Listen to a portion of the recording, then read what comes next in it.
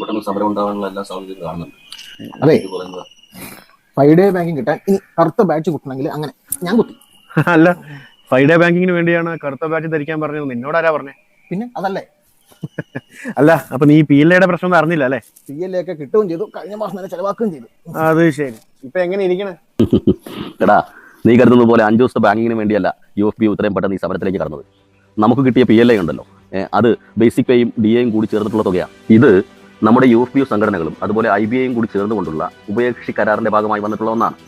അതിനെ സംബന്ധിച്ച് അതിൽ ഏറ്റവും വലിയ പ്രത്യേകത എന്ന് പറയുന്നത് അത് നമ്മുടെ ഇൻഡിവിജ്വൽ പെർഫോമൻസിനെ അടിസ്ഥാനപ്പെടുത്തിയല്ല, മറിച്ച് ബാങ്കിന്റെ മൊത്തത്തിലുള്ള പെർഫോമൻസിനെ അടിസ്ഥാനപ്പെടുത്തിയാണ് ഈ PLI നിലവിൽ വന്നത്.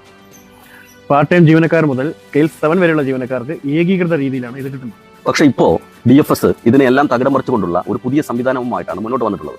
അതായത് ഓഫീസർമാർക്കിടയിൽ തന്നെ തരംതിരിവ് ഉണ്ടാക്കാനുള്ള ഒരു സംവിധാനം. അതായത് സ്കെയിൽ 4 മുതൽ അങ്ങോട്ടുള്ള സ്കെയിൽ 7 വരെയുള്ള ആളുകൾക്ക് പുതിയ PLI സംവിധാനം കൊണ്ടുവരാനാണ് ഇപ്പോൾ DFS ഉദ്ദേശിക്കുന്നത്. അതിൽ തന്നെ 5 കാറ്റഗറി ആയിട്ടാണ് ഇത് തരംതിരിച്ചിട്ടുള്ളത്.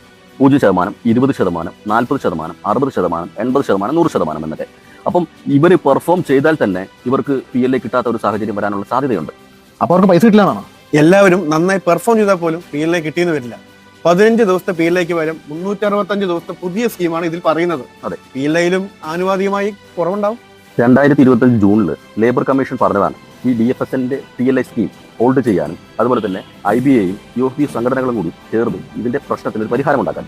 പക്ഷേ ഈ ജനുവരിയിൽ 5 ഡേ ബാങ്കിങ്ങിന് വേണ്ടിയുള്ള സമരം നടന്നതിന്റെ തൊട്ടടുത്ത ആഴ്ച സ്കെയിൽ 3 വരെയുള്ളവർക്കുള്ള PLI റിലീസ് ചെയ്യാൻ DFS ബാങ്കിനോട് പറഞ്ഞു.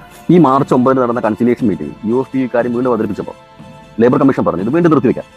പക്ഷേ അവരിത് കഴിഞ്ഞ ദിവസം സ്കെയിൽ 4 മുകളിലുള്ളവർക്ക് നടപ്പിലാക്കി. സംഘടനകൾക്ക് നൽകിയ ഉറപ്പിന് വിരുദ്ധമായാണ് DFS ചെയ്യുന്നത്. ഇത് ജീവനക്കാരെ അവഹേളിക്കുന്നതിന് തുല്യമാണ്.